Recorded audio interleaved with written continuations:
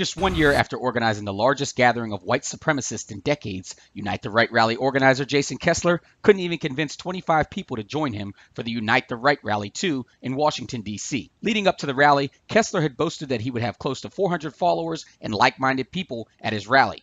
But to his disappointment, only a handful of unknown speakers showed up with Kessler and his posse.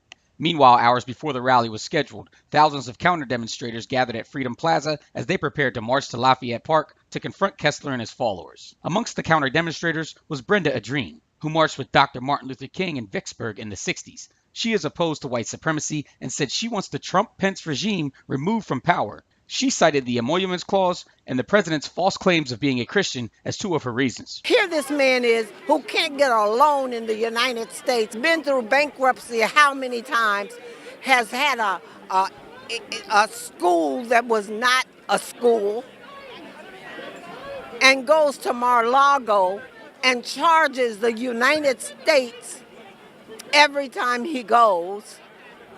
My God, what else do we need? And then the Senate and the House doesn't see it? Are they blind? This man says he's a Christian, and I wonder, what Bible are you reading? I look at these people who say they are standing on God's word, and I wonder, what Bible are you reading? Because my Bible tells me that you take care of the poor and the widows. My Bible tells me, Jesus said, how can you love me whom you have never seen and hate your brother who you do see? Supporters of Black Lives Matter were spread out all over the crowd and were of many different races and ethnicities. Members of the notorious organization Antifa were amongst those standing up against white supremacy as well.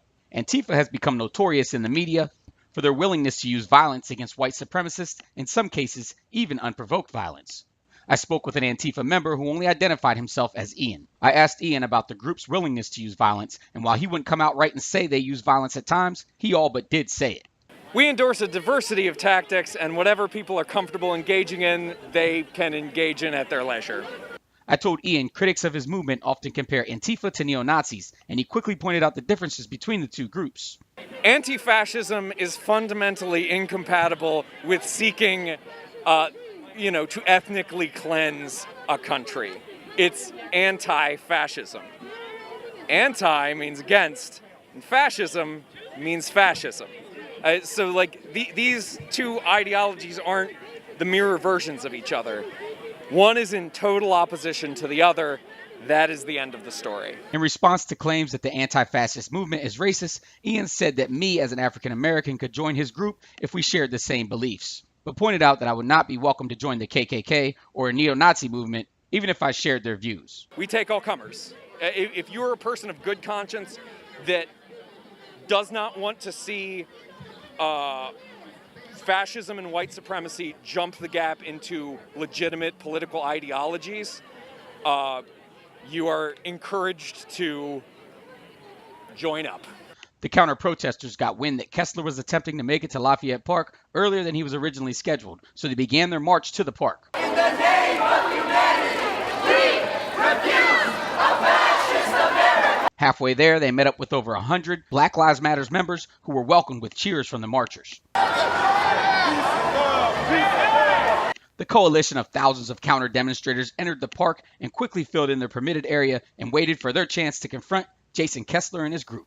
Over a half an hour later, Kessler arrived under heavy police protection. Park police kept the crowd of thousands separated from Kessler and his ragtag group of followers. I am not doing this to disrespect the memory of people who were hurt or who died last year. If Kessler's intent was not to disrespect the memories of Heather Heyer and state troopers Cullen and Bates, why the heck would he hold a rally on the one-year anniversary of their deaths? Kessler's message was that he is not a racist and that white people are being oppressed and losing their civil rights in America.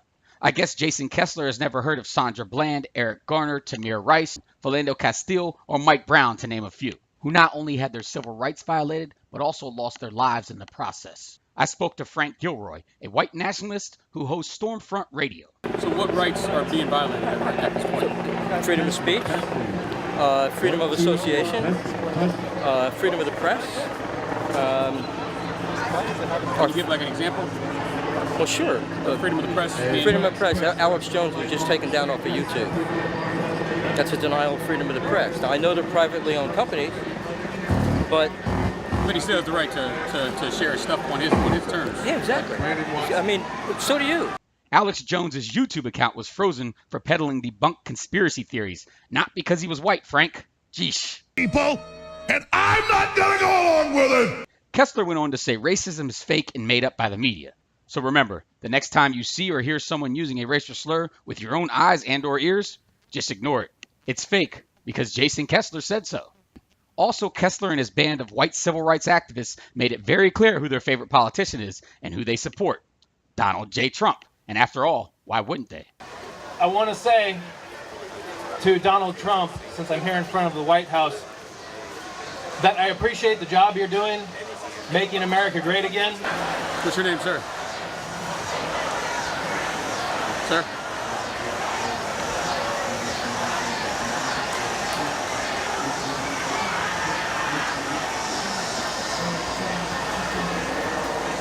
That's a proud Make America Great Again man there.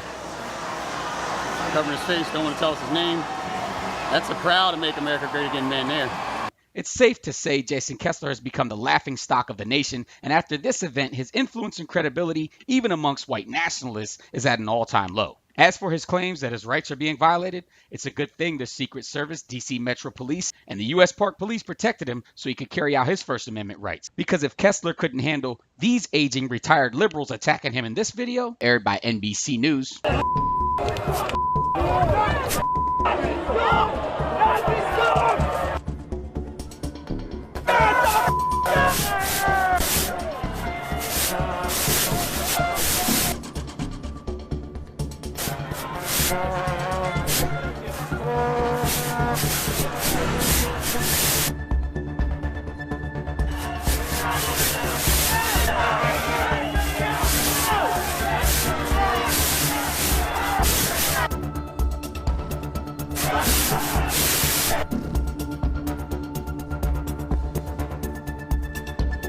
he would definitely have had major troubles handling these folks.